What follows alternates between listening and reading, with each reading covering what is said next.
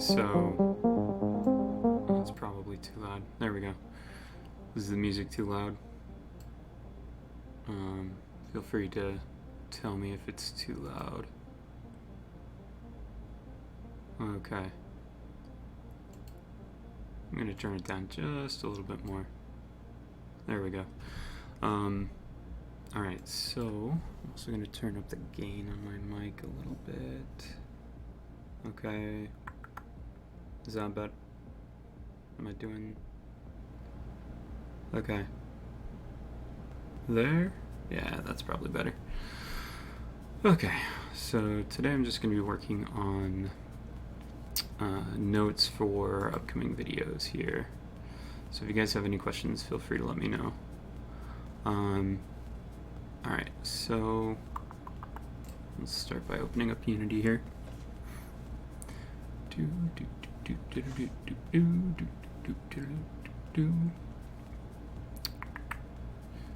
should probably make a copy of that so that I'm not too far outside of my GitHub.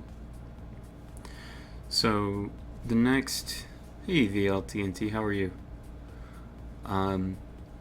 The next thing that I wanted to cover on the Unity Zelda tutorial was upgrading to 2019.1, and I have no idea when 2019.2 is going to come out. 2019.2 beta is still not super great, but the other day I downloaded what I think is the most recent version of 2019.1, so that's what I'm going to be working on. So yeah, if you guys have questions as I go about anything, feel free, just drop them there. Michael Benny, I just wanted to try this out on YouTube. I'll probably still do stuff on Twitch, but I just hadn't done it on YouTube before, so I thought might as well try it out.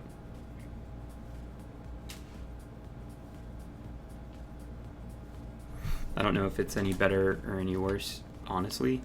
And I mean, it's not like I need it to be a super strong stream.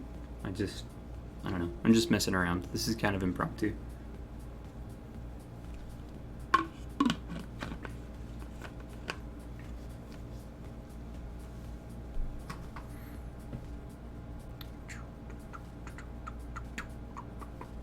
If the music is too loud or not loud enough, let me know.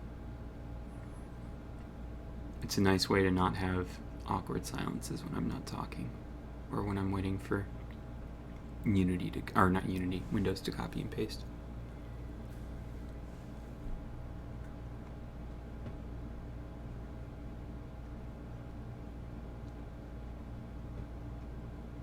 I have. I really like the lightweight render pipeline, and every time I've tried it out in 2019.2,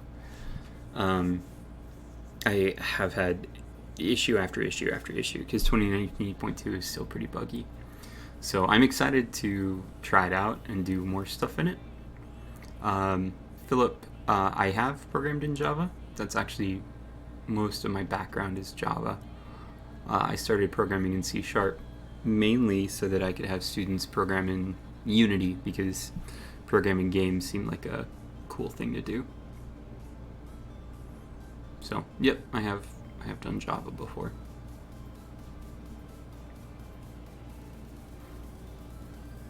At the moment, we're just waiting for my my previous version of the Zelda project to copy and paste, so that I'm working with a fresh version and not an old version.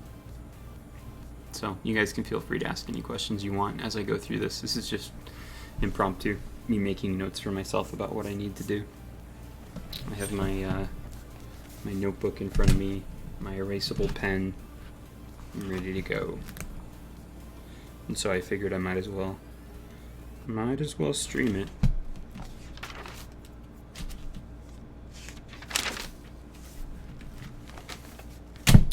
Okay.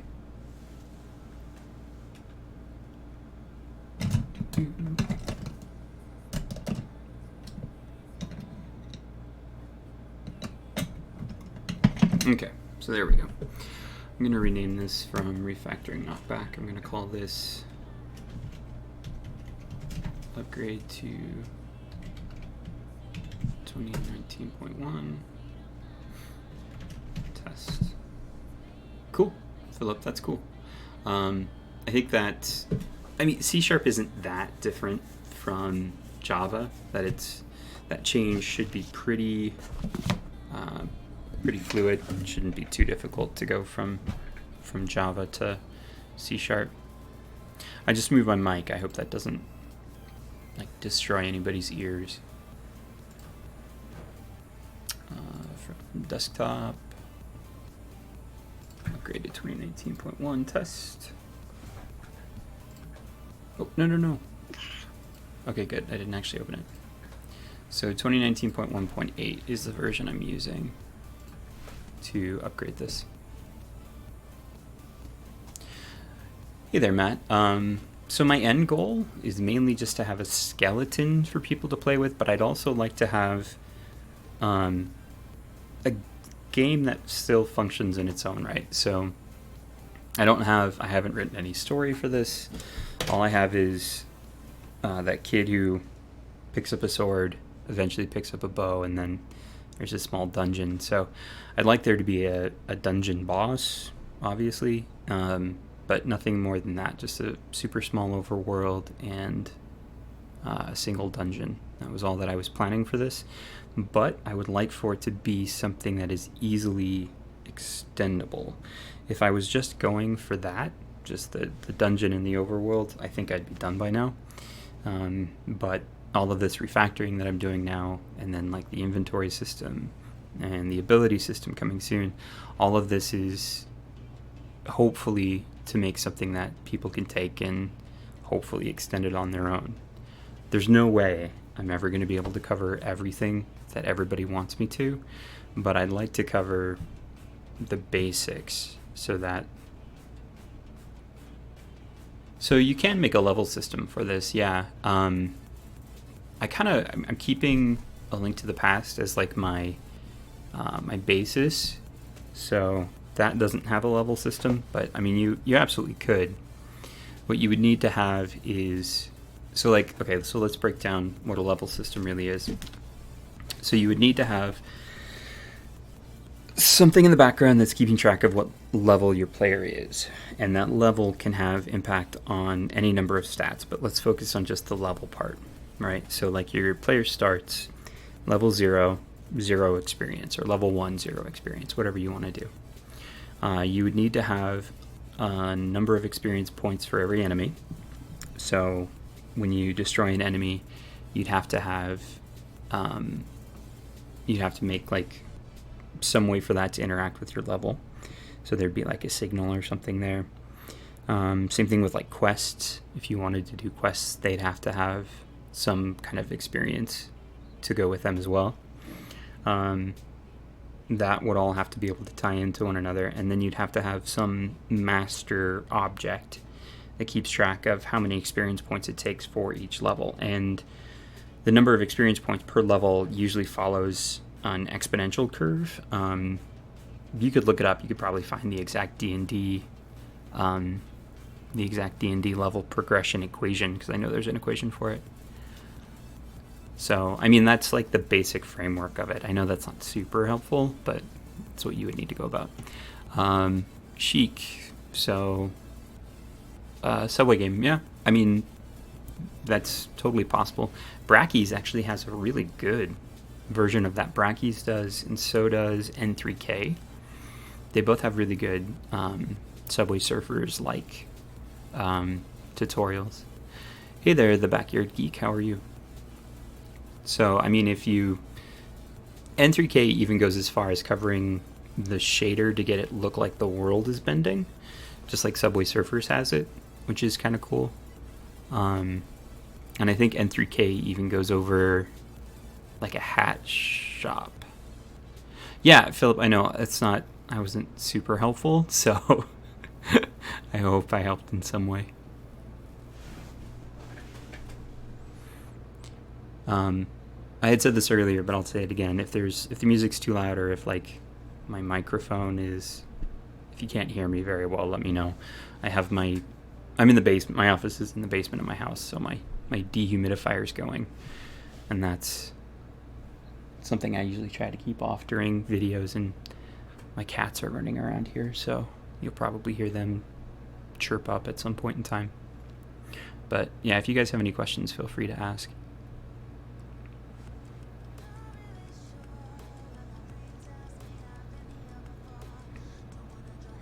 So just to let everybody know what I'm doing, I am making notes for myself for moving the project to Unity 2019.1.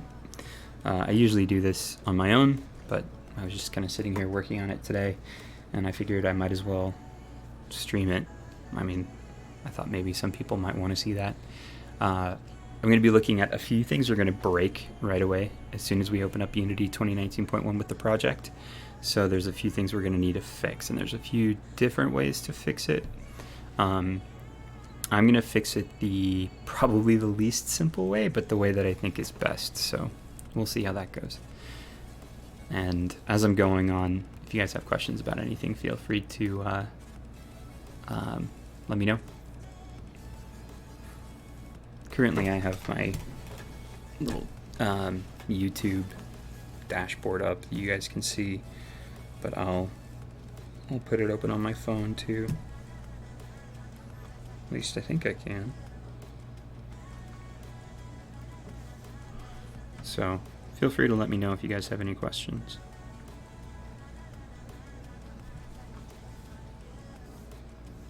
Okay, here we go. Oh, and I already downloaded my version of Unity is already too old. I should see, yep, there we go. So I knew it was going to break right away. That's a lot of breaks. So I wasn't expecting there to be some TextMesh Pro errors. Inconsistent line endings, that's not a big deal.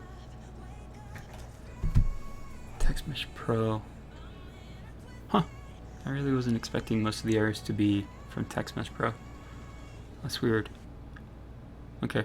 So where I was expecting the issues to come from was in 2019.1, Unity has started using signal as a reserved keyword. And so I was expecting to have problems with the fact that I'm using signal as a term throughout everything. And I was going to solve that by using a namespace, but that didn't even come up on all those errors. So, hold on, let me...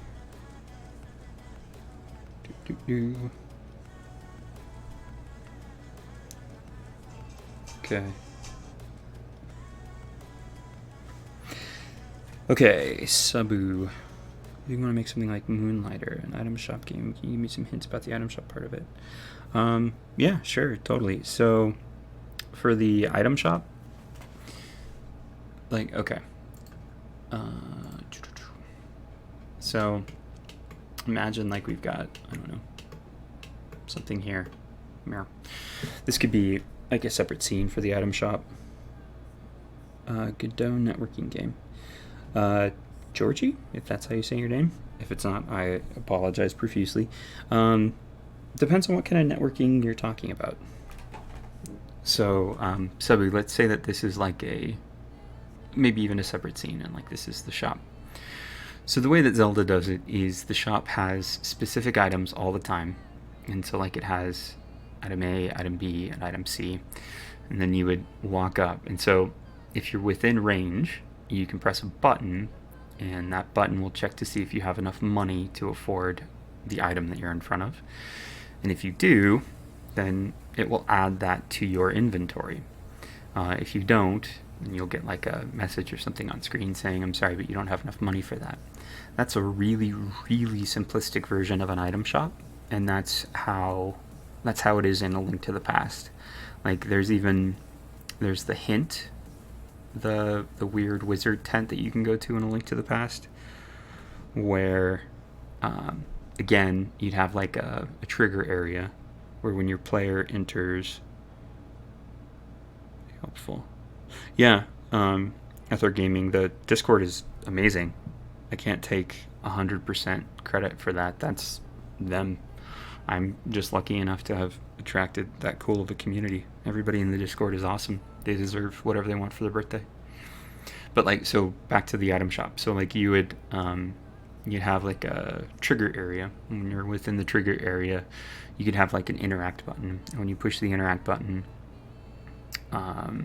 you could get a hint, you know, based on where you are right now in your quest. But that, I mean, that's way more complex than what we've been covering.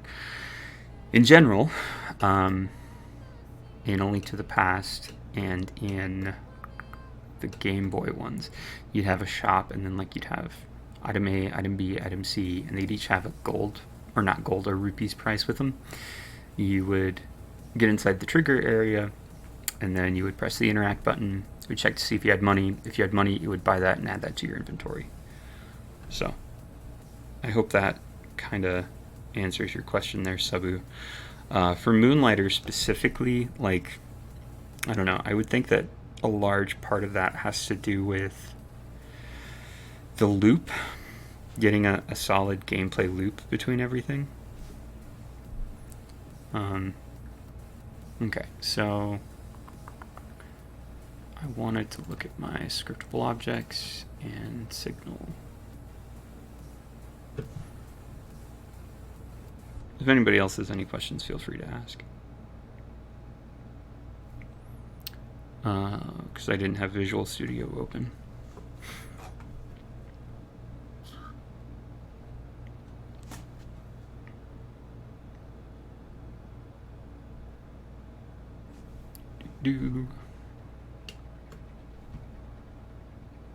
Okay, thanks, Sabu. I mean, I don't know. There are other people who have done some pretty good inventory tutorials. I keep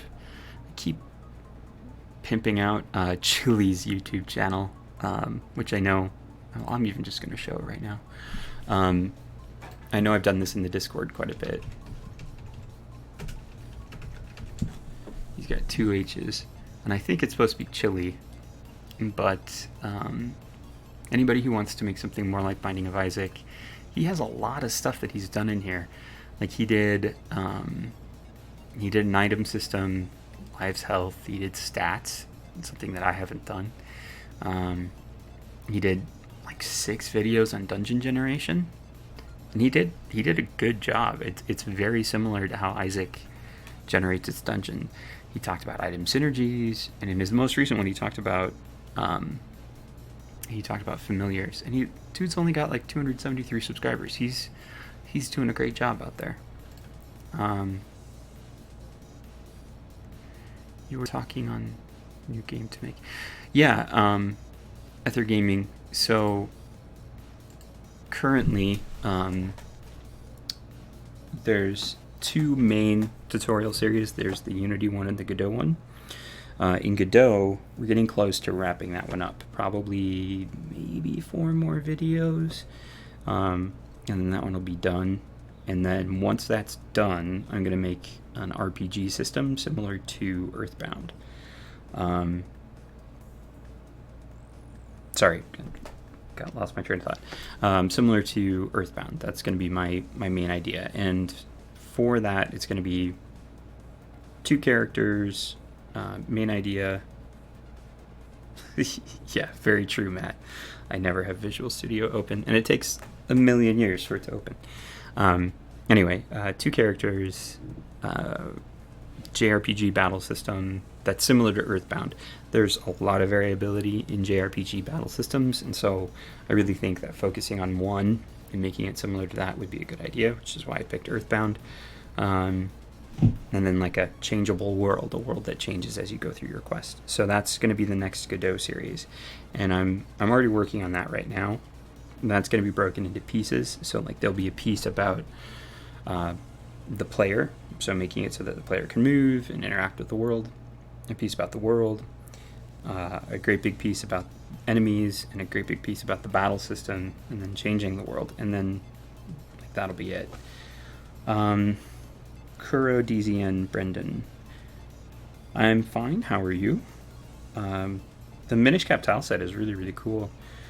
Yeah, I mean, you can't make it make a game with that tile set on your own, even if you're not charging for it. Nintendo is pretty litigious, and I think that's because copyright works differently in Japan than it does in North America. The Minish Cap tile set is great, though. It looks really cool. Link in Minish Cap especially looks cool. Like Link in Minish Cap. So like the sprite for him in that, these are all drawings. The sprite for him in Minish Cap I think is really cool.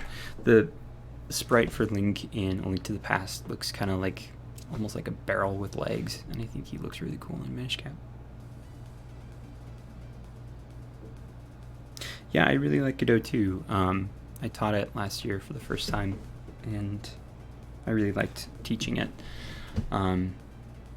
Okay, so I was really expecting Signal to be the main point where things were going to freak out on me. So I think I might need to re-import TextMesh Pro maybe.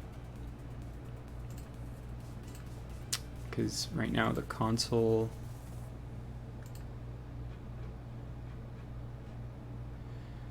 Desktop... Okay, library... What if I go to the asset store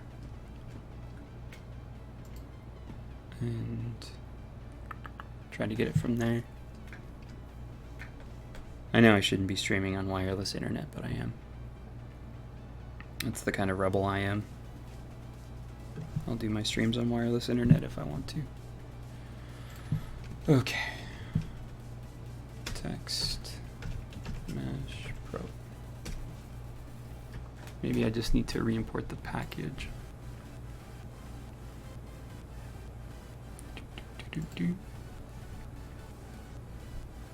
And maybe then it'll realize the signal is a reserved keyword that I'm using.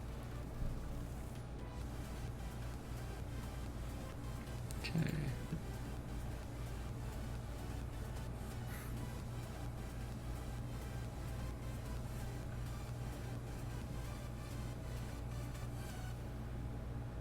Importing small assets.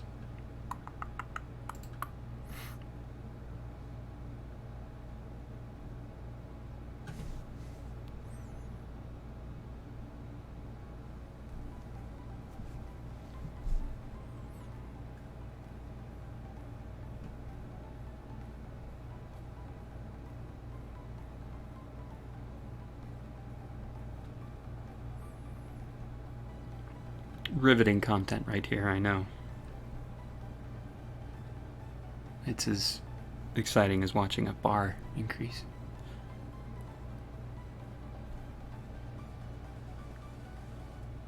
Oh, hey, look, another bar. Is that the last bar? No, it wasn't.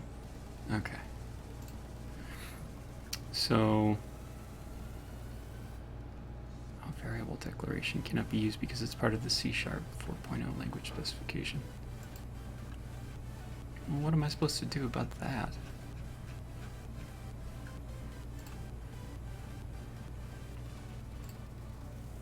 Library package cache. Huh. So we break lines within your project. These are all TextMesh Pro problems still. Asset database contains an asset with GUID.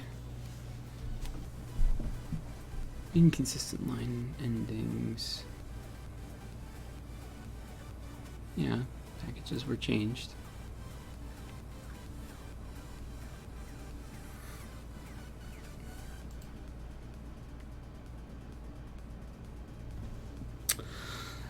Hey there, Jaswick. Yeah, this is just kind of an impromptu stream.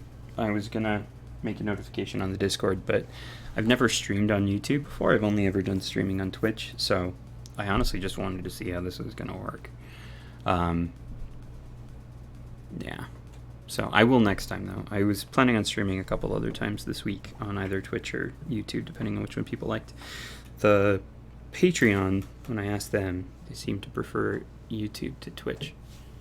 Okay, so what's up with this? So Unity 2019.1 Text Mesh Pro breaks. Dozens of errors with 2019.1. That sounds like me. Text Mesh Pro user guide. Fungus. Okay.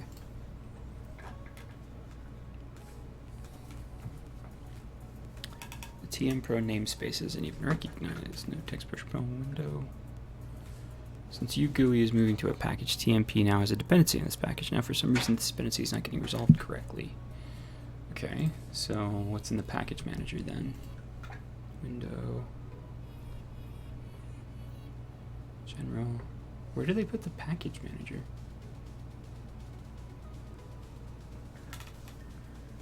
Am I missing it? Let me just... XR, AI, 2D, asset management. Stop. My cat's pulling at my headphones. Okay,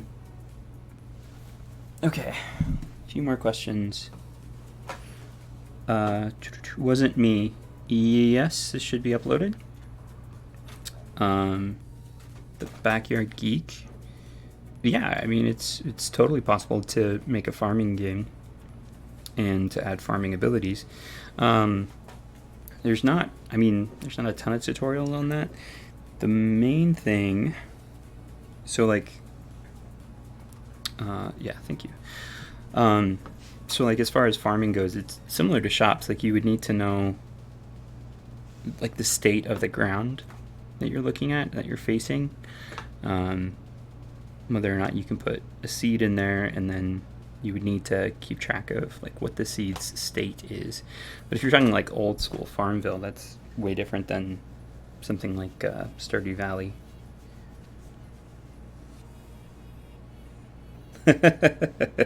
Yes, Michael Benny. At the end of the last Zelda game, it was Ganon. Although it wasn't secret this time. You were told, like, at the very beginning, it was Calamity Ganon, which I think is one of the cooler names.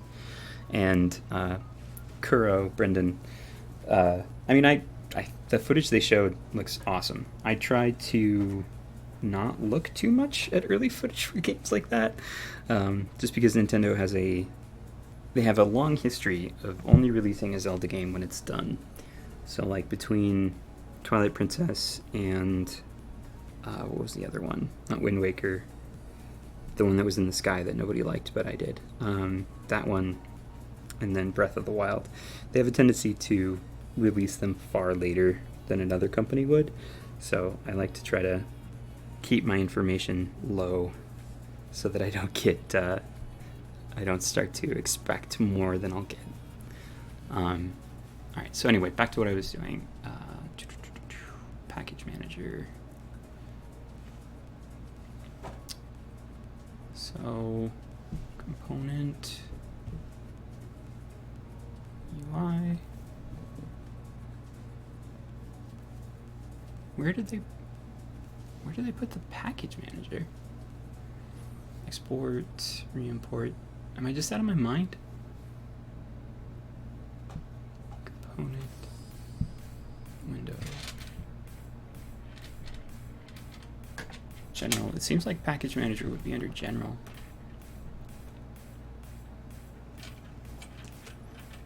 Oh, I see. Yeah, I mean, I don't know. I'm weird like that. The last few games I actually cared about, I went on like a media blackout before they came out so that I didn't know anything. Where is the package manager in... Clearly I'm not the only one who was wondering it.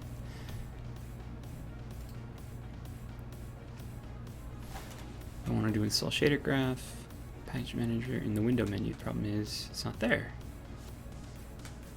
I had the same issue.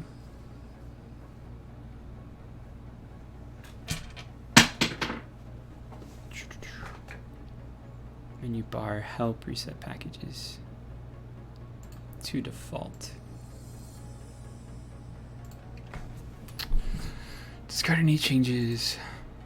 Good lord. This is why you should make a copy before you start changing your Unity version. I'm sure this is going to break all kinds of things.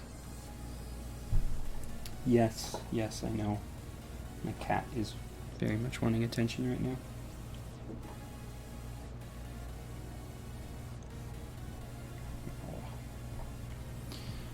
Okay.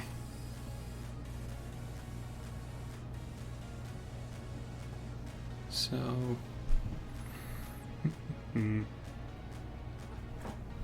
okay. So now we've got all kinds of text mesh pro problems, but can we now look at the package manager? Animation, audio, analysis, 2D, AI, XR. Seriously.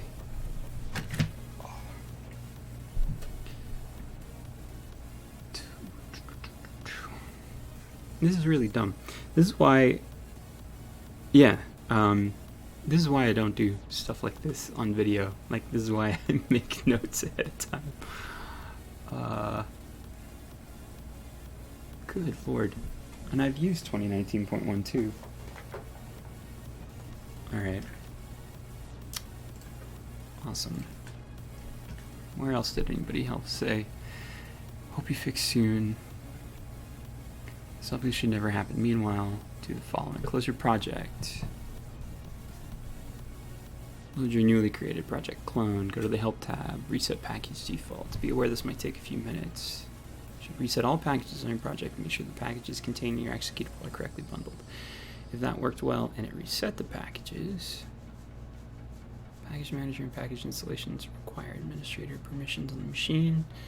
Please ensure you have read-write permissions in. Let me know if you have any questions. When was this asked? October of 2018. Good lord.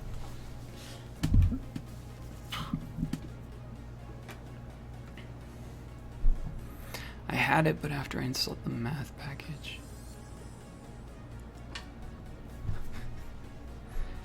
Okay. This is so dumb. Okay, so the Backyard Geek, like Stardew Valley. So, okay. So, if it were Stardew Valley, okay, so how you would do that. So, like, you'd have a tile that you would need to use scriptable tiles, which is something that you can do with the tile map, which means that you would have to have your tiles know what state they're in. And the states could be like, you could have like the grass, and then I think you dig up the grass, and then you water it, and then you can plant it. Or you plant it, and then you water it. I don't remember. Anyway, so the idea being that you would have a tile. Let me go to my art here, so I can just kind of go over that. Overworld. I don't care which tile it is. I just want one tile. There we go. So you've got your tile here, right? And instead of this being overworld 0, this would be like, I don't know, patch 0 or something like that, or land 0, something like that. Land 0 would then need to know what state it's currently in. So is it currently in grass? Is it currently in fallow? Is it currently in fallow watered? Is it currently in plowed watered? I guess you could use plowed. And then this would interact with your player. Your player, as they're facing, would have something in front of them, or whichever direction they're facing, to interact with stuff, so that you would know where you're interacting with it, so that you're always interacting in front of the player. So like if your player's walking up and you use your like shovel, you're going to be dealing with the patch of land that's directly in front of you. So everything would need to be in this nice grid. I've created a custom tile object before, Michael Benny. What do you mean by one that has your own game object, though? Because like you can, it's part of the 2D extras. Stupid package manager stuff is really bugging me. Unity 2D extras, which I don't know why it's still just on their GitHub and not on an actual package. But I guess in this case it's good that it's on their GitHub and not the package. So like this game object brush, you would use that for putting down trees and stuff. And I thought that there was a roll tile isometric weighted random. I guess it is the game object brush I'm thinking of. So then like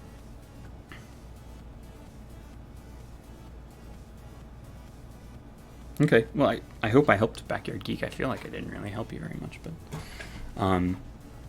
okay. So I'm going to do the ultimate fix for anything when Unity freaks out. I'm going to save, and I'm going to restart Unity. We're going to see if that fixes our issue here.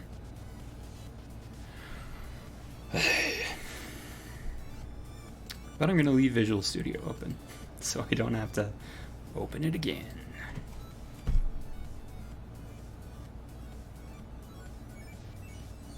Yeah, if that's not what I was explaining, that's what I meant to. So like each, but you would want to keep the plant information separate from the tile of ground it's on, I think. So like the ground tile would know if it's grass, if it's been plowed, if it's been watered, and then if it has a plant on it or any other combination of those things. And then the plant itself would need to be, I would think would need to be its own game object. Just because they're, like in something like Stardew Valley, there's way too many different kinds of plants for you to be able to have that tile keep track of all of it. The tile shouldn't keep track of that. The tile should just know, is it grass? Is it plowed? Is it watered? Like I would think that that's all it needs to know. And then it doesn't have a plant on it. And then the plant itself can keep track of what kind of plant am I, how quickly am I going to take that water, because I think in Stardew Valley, I think the plants take water at different rates. So like, if I remember correctly, you water potatoes less than you water other things, maybe? I don't know. And then like you could have a world state where it's raining, and then that rain would go through all of the plots and mark them as being watered. I don't know. That's my thought on it. Magic Panda on the Discord was doing something really similar. He hasn't been around on the Discord in a while, but if you go look at the Zelda-like channel on the Discord, you can probably see a lot of stuff that he posted about that. Also, Aurelius in the Work in Progress channel, he's been working on something similar to that. Or she, they've been working on something similar to that, so you might want to check that out. But I mean, that's how I would do it, is I would treat each...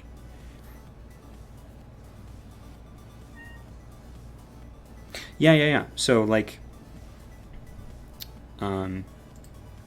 so this, like rather than just being a sprite, this would be a land object, and then the land object would have a script on it to decide what state it's currently in. So like this would be in the state of like regular grass or whatever, or unplowed, maybe, whatever you want to call it. And then when your player faces it, you would check to see which piece of land he's going over, or she, which piece of land they're going over, and if you press like the dig button or whatever, then you would change this state from being grass to being plowed or being dirt. And then if they use the watering can, then you would change its state. And then the script here, the state script, would keep track of which sprite should be active. And then that would be fine because you're using the game object brush. Everything should work like that. If I'm still not explaining it very well, let me know. Nope, still got a million errors. But there's the package manager. That's good. Text Mesh Pro. So let's...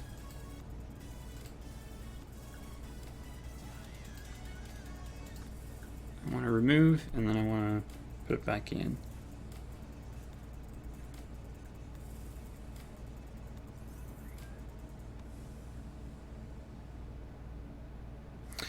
Good point. I guess I didn't think about that. Good point. I can do that, or man, Streamlabs. I know that some people think it's easy to work with, but like this whole thing when you set up what your live scene actually, like what shows on the screen, that's a pain in the butt and a half. But yeah, thank you very much for the comment, Michael. I should do that so that people know I'm not just talking to the voices in my head. Okay, so Text Mesh Pro. Let's reinstall this package here.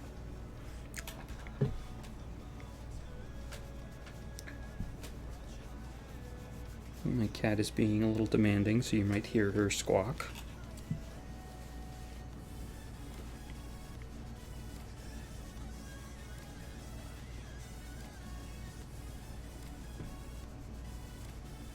Okay, nope. That did not fix anything. Good lord. It made it worse.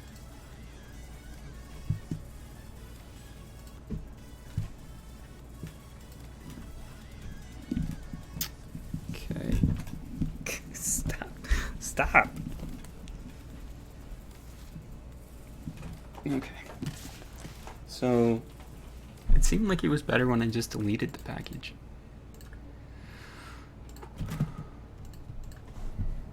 Yeah, I wanna remove this.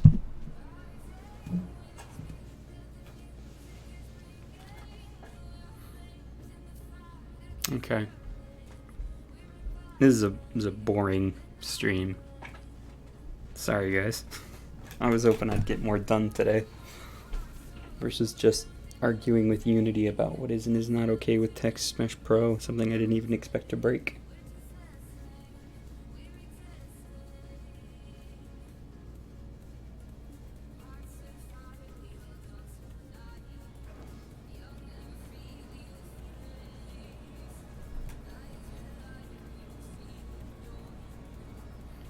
Okay, so Text Mesh Pro gone. Does it actually play? It shouldn't play. The signal should break everything. Because Cinemachine is using Signal now. Okay. Tag name is null or empty. How can I change the limit of the main camera movement? Like, what's I want to change it? 26. How far into the videos are you, Kuro DZN/Brendan? So Kuro DZN/Brendan asks, I have a question for you. How can I change the limit of the main camera movement? Like once I want to change it in 26 by 20, another time in 30 by 25. So that is something that gets addressed further on in the videos, in specifically video 46 and 48. So the main idea is that each room here, so there's a room object, and as part of the room object there's a virtual camera, and that virtual okay, so Cinemachine broke. Awesome, that's why it's not working. Each of those rooms has a virtual camera, and that virtual camera knows where its boundaries should be. So you can have a room any size, and it'll be fine. It'll conform to that. That's videos 46 and 48. Stop. Okay. So let's look at the package manager here, and let's see about Cinemachine. Okay. So Cinemachine. Yep. Somehow Cinemachine got uninstalled. Yeah, I know.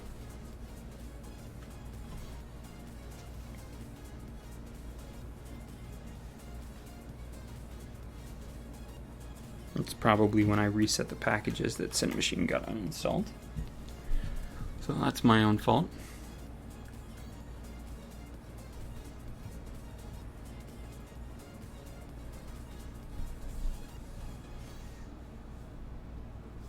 Yeah, so Kuro DZN/Brendan, the two videos you want to watch are 46 and 48.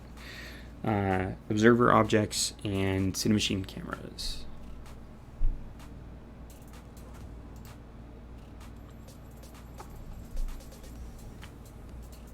Okay.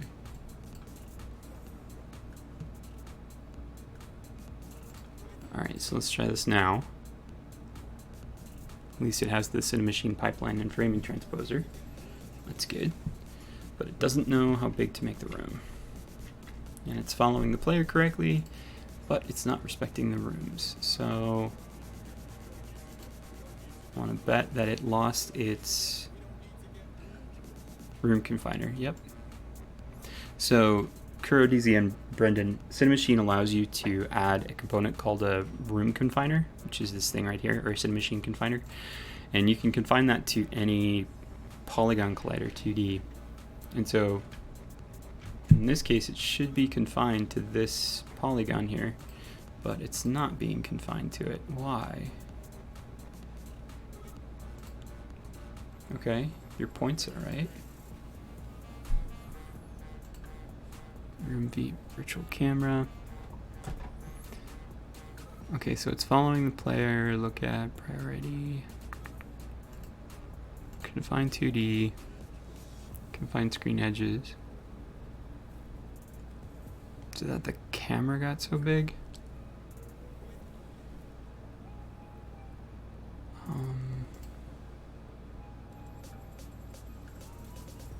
Oh.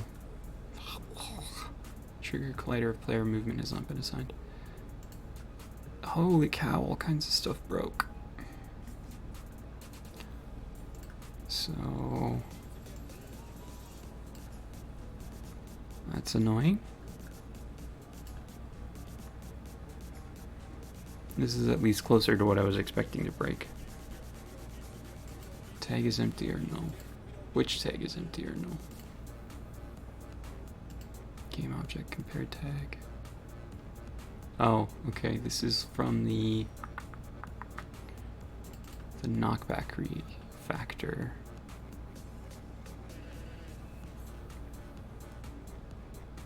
If other.game object compare tag, other tag. This should just ignore it though. It's saying that the collision is untagged. I don't know, let's add a tag for it then. We'll call this environment.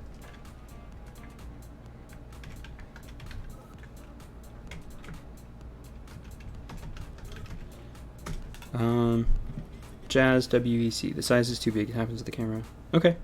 So I need to change the camera size then. I just want to fix this tag issue first really quickly.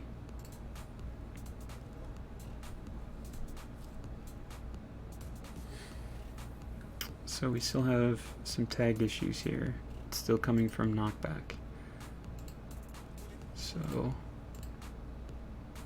okay. So all of these need to be,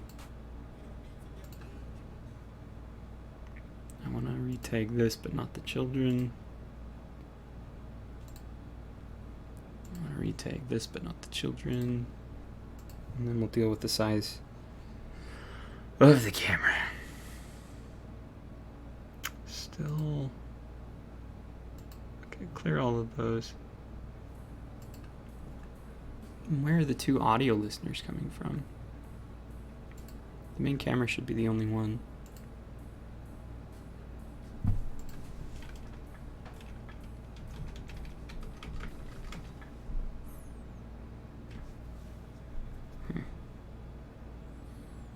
Okay, well anyway.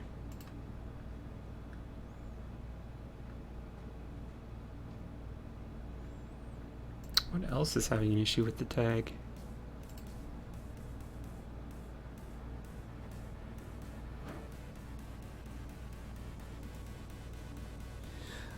Hey, Jean-Noel Senk. Sorry if I'm mispronouncing that. Yes, you did make it. Alright, so Philippe Deniz asks, hi, I love your videos. You're a great teacher. Thank you very much. I have a problem with the context clue. Sometimes it triggers twice, other times it doesn't, and other times it just keeps on after I leave the interactable. So I'll deal with that in just a second here. Let me finish with what I'm currently looking at.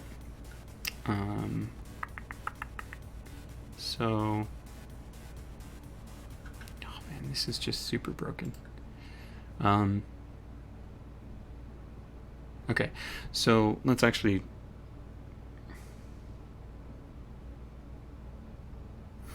I'm pretty sure I know what the issue is.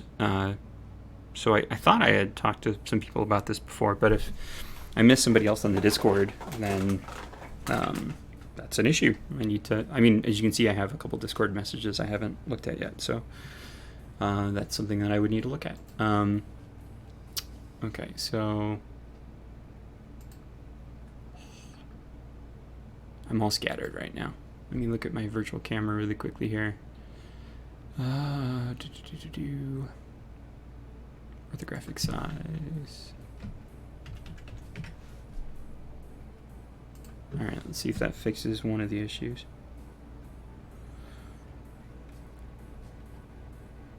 Yeah, that fixes one issue. So the confiner makes it so that it doesn't get any bigger than it should.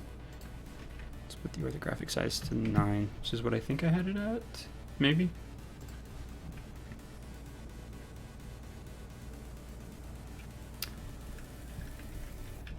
Yeah, that's too small. Okay, so some comments here. Jean-Noel Sink, I love your work and how you explain things. Thanks for sharing, and I'm a proud recent patron. Thank you very much. That's awesome. I appreciate that. I still have my camera movement script attached. I don't know if that's intentional or not. It's not intentional. It's me being sloppy. Camera movement, I'm just going to turn it off. It's super not intentional. Okay, and my virtual camera, I think I really wanted my size to be like 6. Yeah, that looks more like what it should be. But to answer a question that came way before, Kuro DZN, so now that I have the Cinemachine camera here, and I have that confiner, if I move my player around in the scene, the camera knows not to go outside of the box, and this box can be any size or shape. So you can make T-shaped rooms, L-shaped rooms, or I don't know, even triangular rooms, and the camera won't go outside of that box. So this is it's a different way to do it than the way I started, because I didn't have any experience with Cinemachine when I started doing this, so that's why. Okay, so now back to Philippe. So let's take a look here. All right, so the way my context clue is working, so as I go in, what I want to do really quickly here is let's look at the player movement, and the other thing I want to look at is in room 1, the sign. So here's what I think is happening for you. Currently it's registering the player in range, and then when the player leaves, the player is no longer in range. If I look at I'm going to open up the sign script here. Yes. So if we go to the on-trigger oh, I need to look at the interactable, the base script. So the base script, on-trigger inter 2D, collider 2D, if other.compareTag player and not other.isTrigger, what I think is happening is I think you're missing the second condition to only turn on the context clue if it's the trigger collider, or sorry, if it's not the trigger collider, if it's the physics collider, then we're going to raise and we're going to say player in range is true. Because if you don't have this, so if I just delete that and save it, here's what's going to happen. I have 2 different colliders on my player.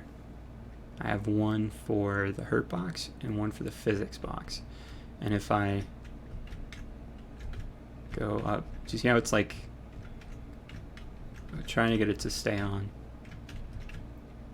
There we go. So you see how I got it to stay on there. And the reason why is I have 2 different colliders for my player. If we look in the scene view, it's really clear. I have my hitbox, and then I have my physics collider right here. And so if we don't make sure that it's only using the one that isn't a trigger, then this one is going to go into that box first to turn on the clue, and then this one will go into the box next to turn it off, and then as you're leaving, something similar is going to happen. So what you need to do, Philippe, is make sure that you have this second condition on your if statement. in the interactable class to make sure that you're only doing it if it's the physics collider and not the other collider.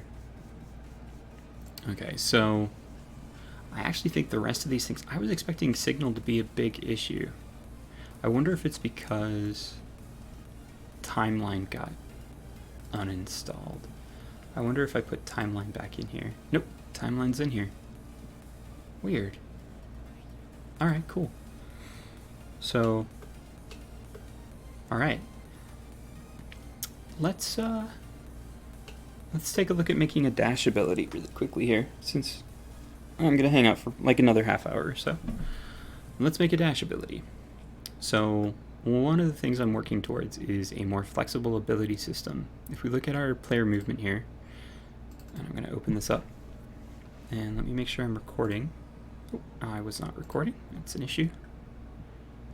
Okay, so one of the things that I wanted to work on was making an ability system that's more flexible. Currently, the way that the abilities work is I have the player attack and then I have second weapon. I want to change this from second weapon to ability, and I want to have the ability be a scriptable object that I can easily switch out. So what I'm going to do here is I'm going to go to my scriptable objects. Actually, I'm going to do this in reusable component. So I'm going to create a new C# script, and I'm going to call this generic ability. Let's open that up. This is going to be a scriptable object, which means we need, sorry, this needs to be an attribute. Create asset menu. We want to do file name equals new ability. Menu name equals abilities / new ability. Alright, cool. So let's rip out the update and start methods.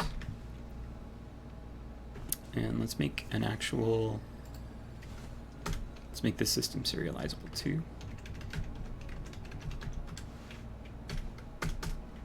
And then let's make an enum for the different kinds of abilities. So let's do enum ability type,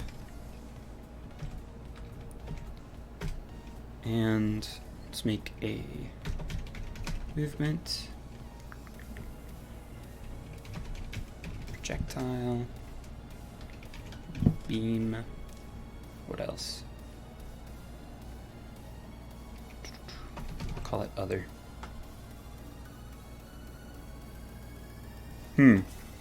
Okay, thanks for checking that, Philippe. So the issue is still continuing. What could it be, I wonder?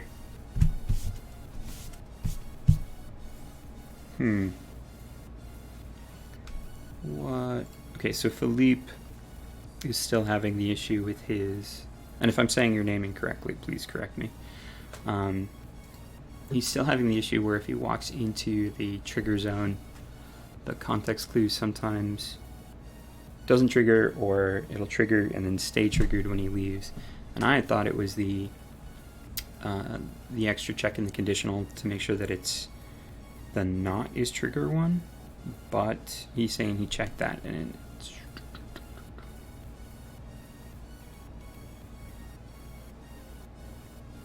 okay. So problem. I'll have to think about that one for a minute here as to what it could be. I'll be with you in I'll come back to that in just a minute. So, alright, so for the ability here, I want to do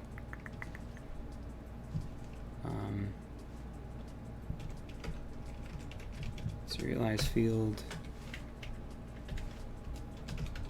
private ability type, and we'll call it this ability. Okay, let me just finish this like one thing, Philippe, and then I'll be back with you. So if I jump back into Unity here, okay, I want to go to my scriptable objects. I'm going to create a new folder for abilities. Folder. And then in here, I'll make a new ability. Create abilities, new ability. And I'm going to call this one dash. And this is going to be a movement. Do I have debug on? Nope. All right. Then, in my player movement, let's see, inventory, iframe, player ability system. Here we go. So we're going to do ability stuff. Serialized field. Private. Generic ability.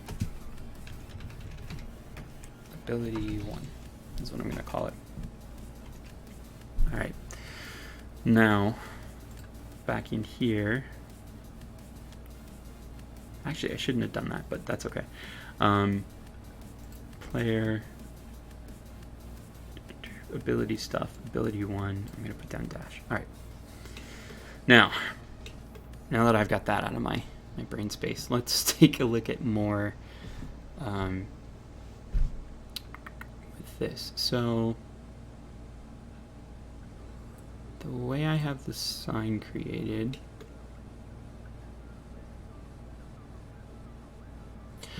Philippe, I wonder, so on your sign object, I wonder if you have both of these as is trigger colliders.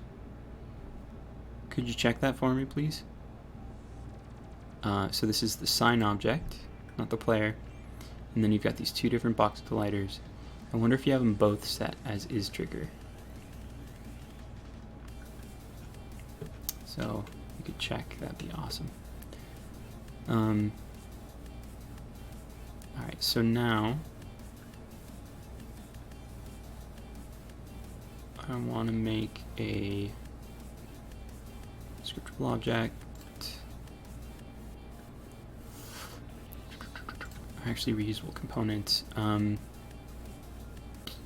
scriptable objects. So I want to make a C# script. I'm going to call this dash ability. Only one. Okay. What else could be causing it? So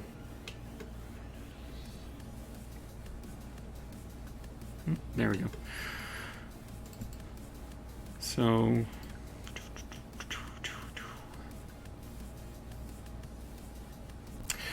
do you have, so go to your scripts themselves then, and I think it's in game stuff. I want you to look, or no, it's not in game stuff, it's in objects. Yeah, I want you to look at your interactable script, and I want you to look at your sign script. So look at both of them. Your interactable script should have a private void on trigger enter 2D, collider 2D, other, but your sign script shouldn't. Your sign script should just have on trigger exit. Is that going on there, Philippe? Philip? Is that your name? Hello?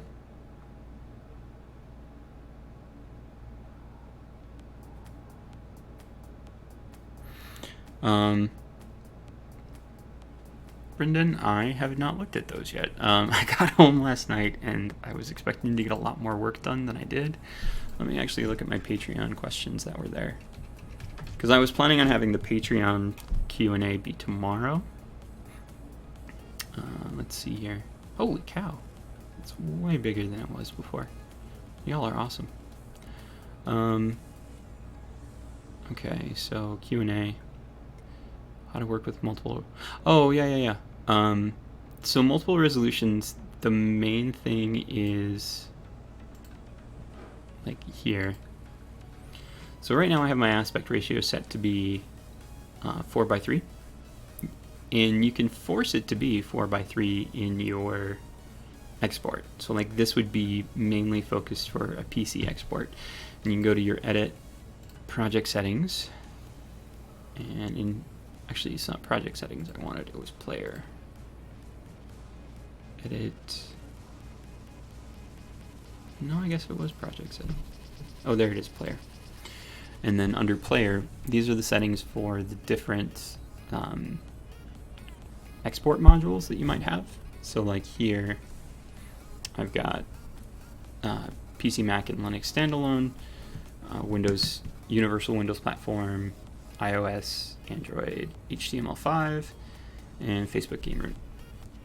So you can go to your resolution and settings, and you can force it to be windowed and default screen width. And then you can disable the resolution dialog to make sure that they're not changing that. You have your scripts like mine. Thank you for letting me know I'm saying your name correctly, Philippe. And you're saying you have your scripts like mine. Okay. I'll have to think about that for a second. Let me finish with Brendan here. I'll go more in depth in this tomorrow, but the other big thing that you want to make sure that so like the supported aspect ratios, I have 4:3 here because I wanted something that looked like what Zelda looked like on my TV when I was a kid. But you can change this so that it's 16:9. And if you force it to be 16:9, if it's a display that is, say, 18:9, which are more common now in phones, it would show up with a slight bit of letterboxing. However, if you wanted it to be able to adjust to that, then the main place that you're going to have the issue with is with your canvases. And you need to make sure that your canvases are set to scale with your screen size, and that your reference resolution is set to be something similar to whatever your target resolution is. And if you're aiming for most PC stuff, you want to go for 16:9. I like 4:3 just because it looks like the TV I had when I was a kid. So, okay, Philippe, I will continue with the dashability. All right, so let's see, what was the last thing I did? Nope, I don't need Tile to Unity open right now. I want scriptable objects, dashability. So dashability is going to inherit from generic ability. And what I want is I want to have all of my abilities use the same name for having the ability happen. So we'll call this a public because it needs to be accessed from other things. Void. And then I'll call this like execute or invoke or do ability. Let's call it execute. I don't think that's a reserved word. Okay, cool. So this execute, we're going to need to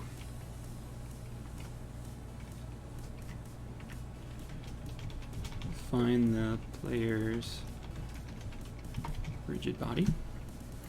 So I'm going to say rigid body 2D is equal to, I don't want to do find object of type. I want to do find object. There's a way that you can do it by tag, and I always forget. Oh, because I didn't give it a name. Good lord. So we're going to do rigid body 2D player equals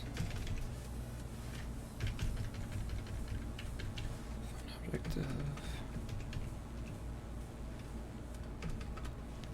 I want to find, I thought there was a way to do find object by tag. So let's check really quickly. Unity find object by tag. Oh, game object.find by tag. That's what it is.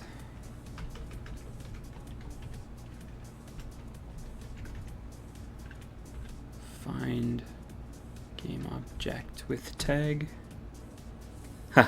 Thank you, Nick. I appreciate that. For proper polymorphism, you should put that generic ability interface. You're absolutely right, Michael Blenny. I will go back and do that. Thank you very much for reminding me. Game object, define object with tag. Player. Get component. Rigid body 2D. That's one of the things, Michael Benny, and I appreciate you doing that. This is going to be public override, and then the generic one is going to have a public virtual void.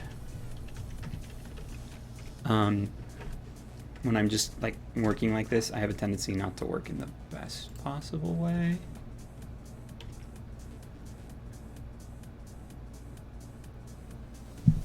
Game object defined by tag. Yeah, you need static geo. Find game object with tag. Get component. Yeah, I think that's right. Let's save this and let's make sure I didn't make an error here.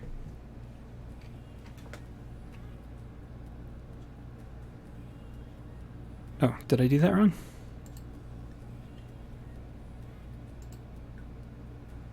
EXECUTE.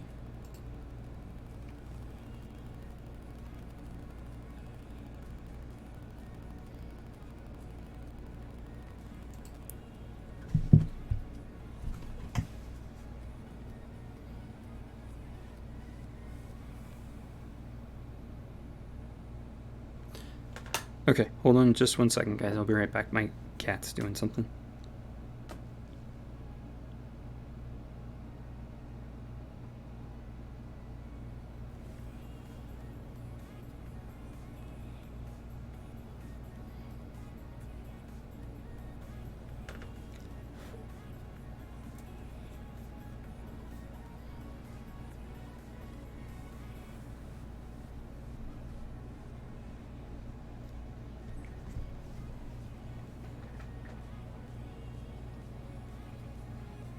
Okay. All right, so what was I doing? Okay, so I added to my generic ability virtual void execute, and then I overrode in the child class. Okay, cool. So I just didn't save the parent class then. Thank you, Michael Benny. You're totally right. Okay, so all right, so override void rigid body player.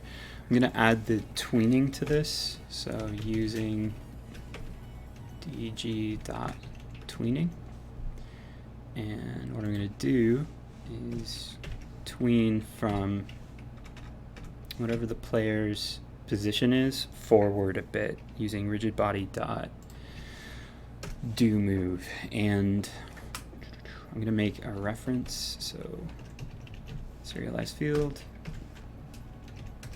private floats, and I'm just going to call this dash force. That makes sense. And then I want to do player dot do move, and I want it to move player dot transform dot position. I need to get the facing value from the player, which means I need to get that player movement script as well. So, side note, anyone notice VS Code gets mad when you move a script like it won't save? I haven't used VS Code in a while, but I mean, Visual Studio is, yeah, I've had issues similar to that in Visual Studio. Player movement, we'll call this player move. Let's actually just store that game object since I'm doing all kinds of stuff with it.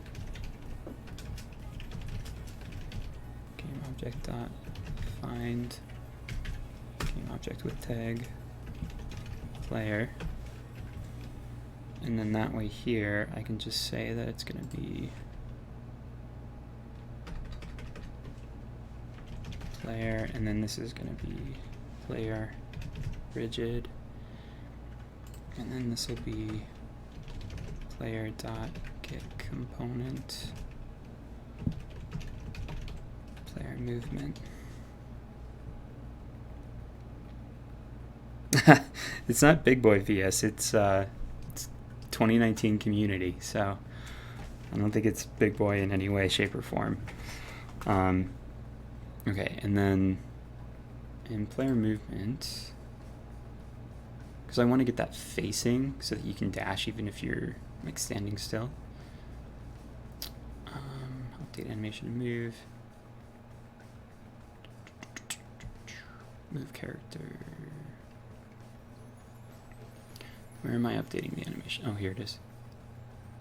Change.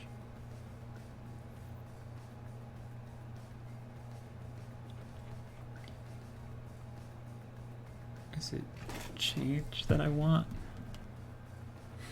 Because that's private. I kind of want to keep that private. Reduce flash trigger projectile. So there's change. Okay, I don't want to do a constructor on this, but for now I'm going to make it public. The proper way to do this would be to do a getter and a setter, so that I'm not leaving this open to be changed. Oh, apparently I only have a trial license for community. I thought I had actual community. Okay. So in here I want to do transform.position plus change. Nope. Plus player move dot change times dash force, and then we'll make a dash time here as well.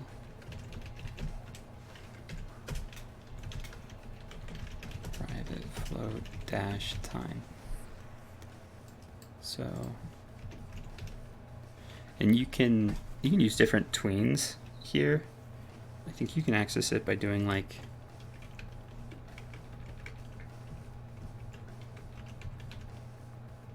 tween.type or tween type or something like that, but I'm just gonna go with the regular one, which I think is back. This should be player rigid. Okay. All right, so let's save all. Let's see if I broke anything. Okay, looks like nothing's broken. That's good. Now I want to go to my scriptable objects again. My abilities. I'm going to delete the dash that was there. Create. Oh, I need the create asset menu. So this is going to be create asset menu. File name equals new dash. Menu name equals abilities slash dash ability. This isn't great. This definitely needs, this is like a first draft, so bear with me.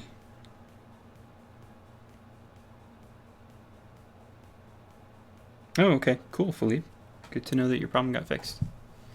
All right, so I'm gonna save everything here in Visual Studio. Okay, and in here, and create dash ability, and I'm just gonna call this.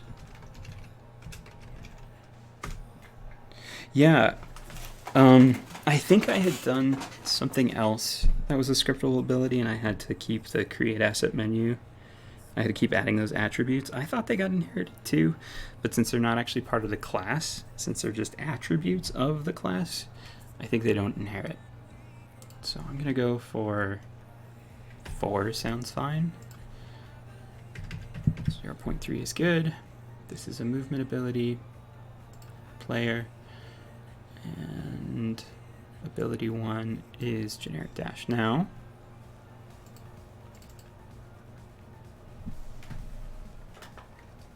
in player movement, I'm gonna do this the bad way. I'm gonna hard code this.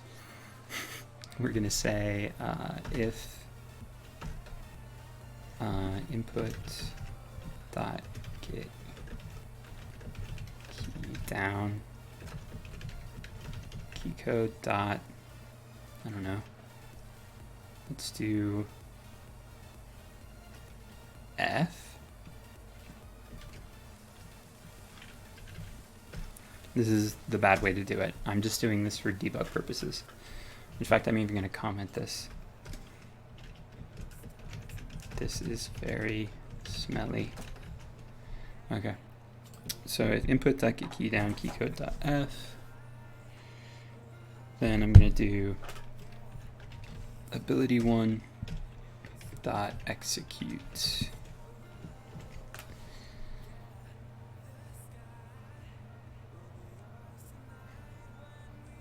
What is player? F for dash, yeah.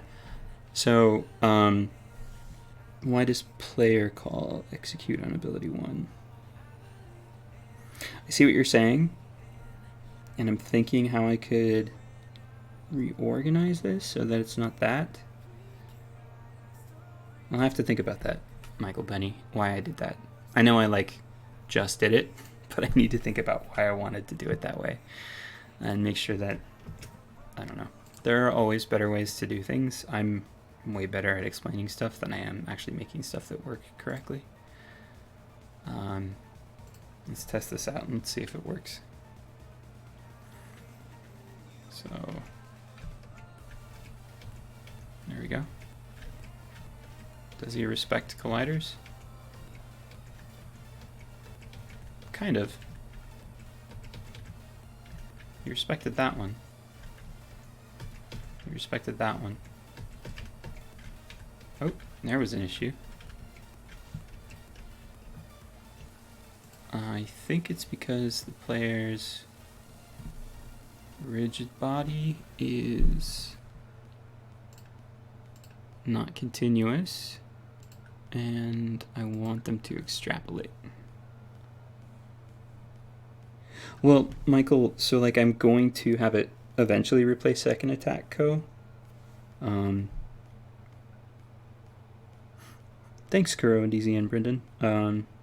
Yeah, you have a good day too. And to answer your question, Nick Maxwell, it's F for follow me on my dash. Okay, so that's better. That's better. Whoa, that was weird. What happened there?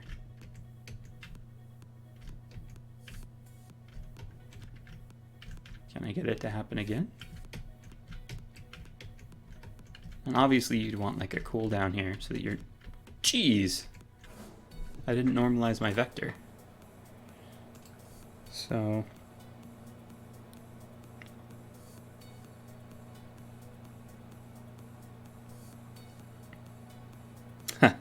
Nick, yes I have, and to be completely honest, if you don't want to go dynamic, Unity's kinematic system, I don't know, I would almost argue for, if you don't want to go dynamic, I would almost argue for going fully no rigid body at all and just write your physics yourself, because it's not that much more difficult than getting a kinematic system to work the way you want it to.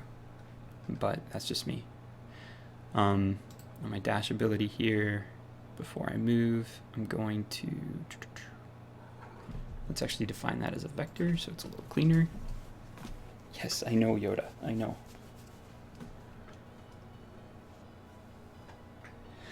Yeah, I mean, there's a lot of really good top-down Zelda likes out there right now. I was playing one the other day that I had never heard of before. Crossing Souls. That was really, really good. I didn't get super far into it, but it was on I got it on a Switch sale over Christmas, I think, and it was really good.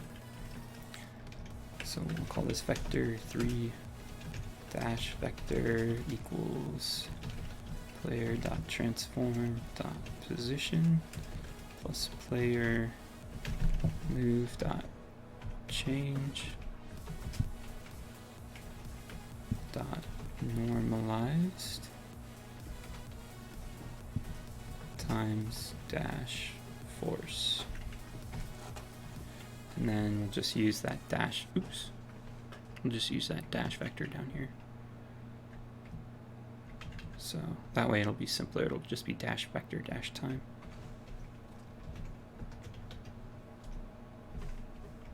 Cool. Moonlighter, yeah, Moonlighter's totally good. I haven't gotten very far into it. Moonlighter's a game I have on my PC, and I've been enjoying playing games on my Switch while I watch TV, because there's too much good TV, and I'm bad at single tasking. My just like the rest of my generation, my attention span is shot. I can't do just one thing at a time.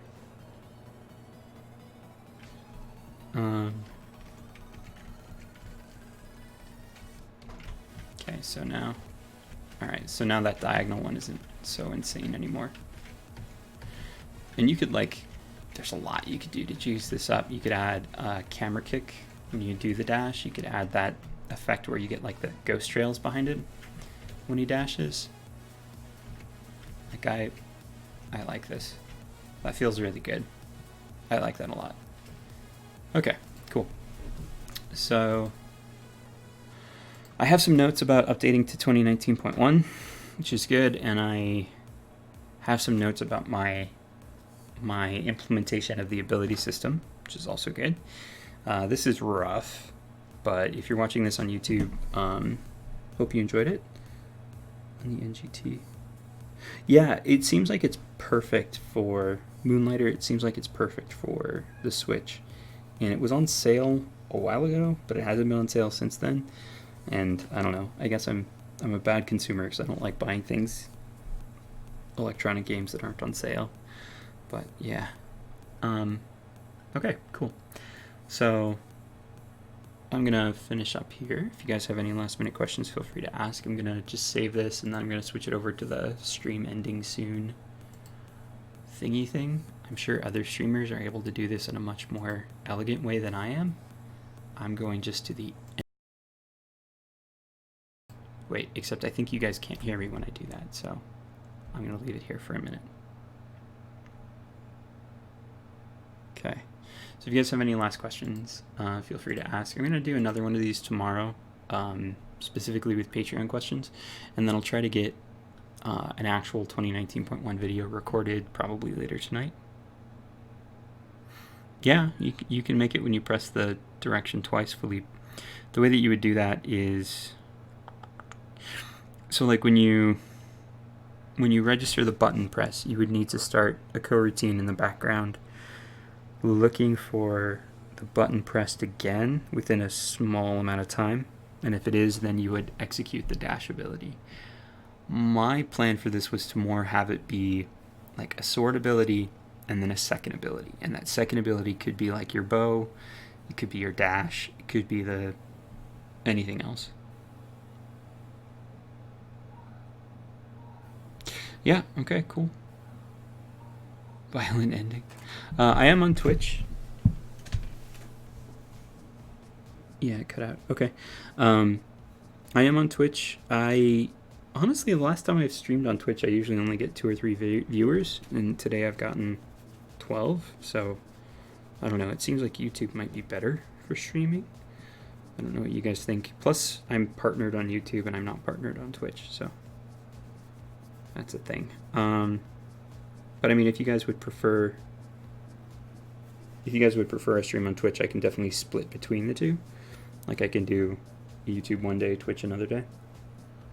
Also, this was super impromptu, so I didn't put anything in the Discord or on Twitter or on Patreon to let anybody know I was going to be doing this. So, cool. Cool. All right, well, I think I got everything saved. Oh, yeah, so dash while idle isn't going to work right now.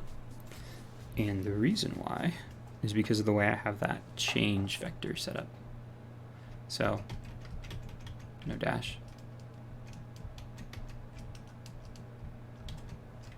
And this simple fix for the dash while attacking would be in player movement. We would say if player state is not equal to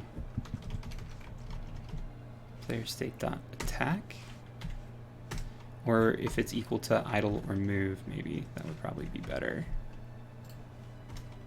And then it would be good to make like an actual ability state. So like, let's say instead of attack, let's say player state is equal to player state dot idle, or nope, not that one, or is equal to player state dot walk. So what did I do wrong here? Oh, because I'm using big player state and not little player state. Current state. Current state. All right, cool. So that should fix the attacking part.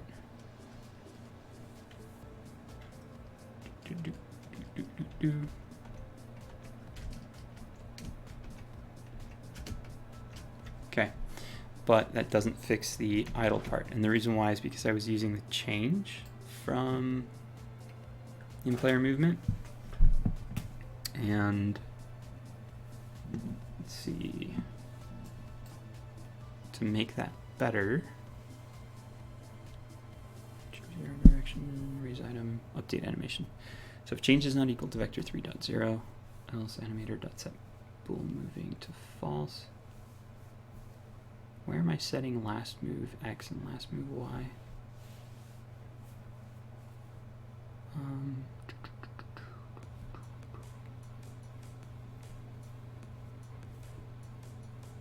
Because wasn't that what I was doing? I was setting last move X and last move Y.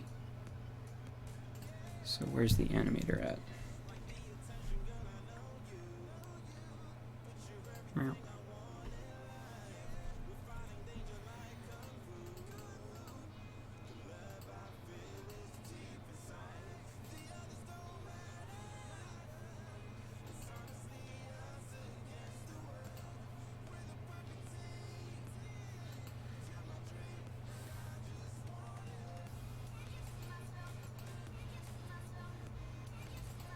Did I not do last move X and last move Y? Well, in that case, what I could do instead is the dash ability doesn't need to get the player move.change. It could just get the player animator and then move.x, move.y, and then make a vector out of that. That would actually probably be even better though, because then I'm not making something that should be private public. Check dash into another room. So yeah, dash into another room is probably going to be super weird. Let's check that out really quickly. And then I'm using dotween. Good question. I'm using dotween Mortaz there for the easing functions. Okay, that's because Cinemachine freaked out. That's actually kind of a cool effect. That's neat. And there's a lot of stuff Cinemachine can do that's cool. That's cool.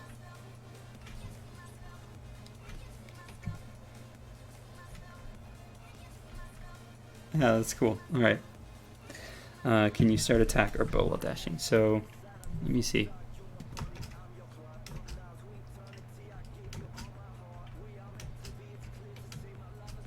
Yep, and that's a state thing. It's because, so I should have like a state for the abilities. And then, let's see. Man, where I have them on my keyboard is going to be...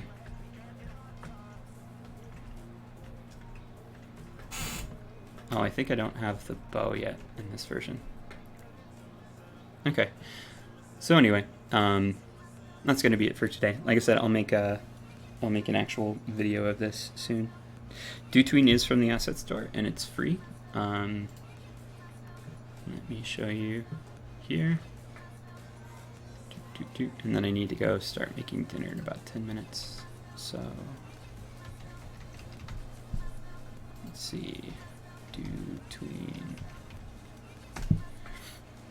So there's a pro version, but almost nothing that you would do would need the pro version. DoTween, which is HoTween version 2, you would just import it. There's an okay documentation behind it. It's not great. It's okay. They don't ever explain the different tweening functions that they have inside of it. There's also iTween, which some people say is really, really good. So iTween, which I think is also free. Let's see. So yeah, iTween is free. And then there's examples and an editor. So I haven't actually tried iTween. I've only tried DoTween. Yeah.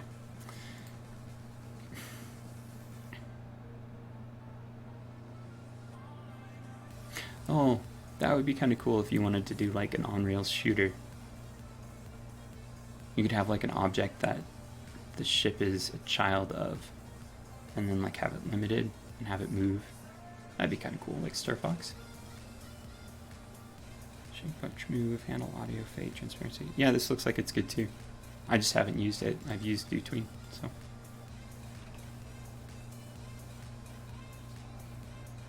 Yeah, have a good night, everybody. I'm gonna go turn on the grill and start dinner.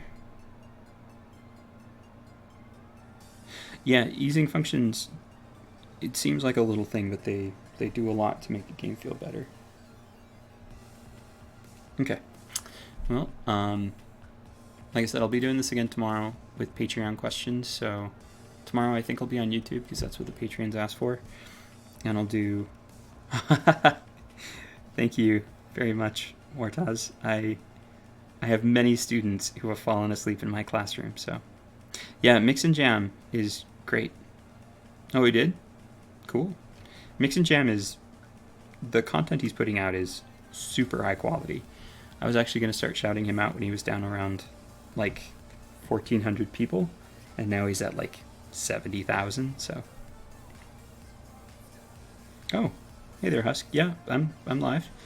Sorry you had so much trouble. There's a Discord community you can go to. I'm actually just about to stop being live here in just a minute. I gotta go start barbecuing for dinner. You too, Jazzwack. Have a great evening. My cat is napping in my lap right now, so she's gonna be upset when I get up. So, yeah.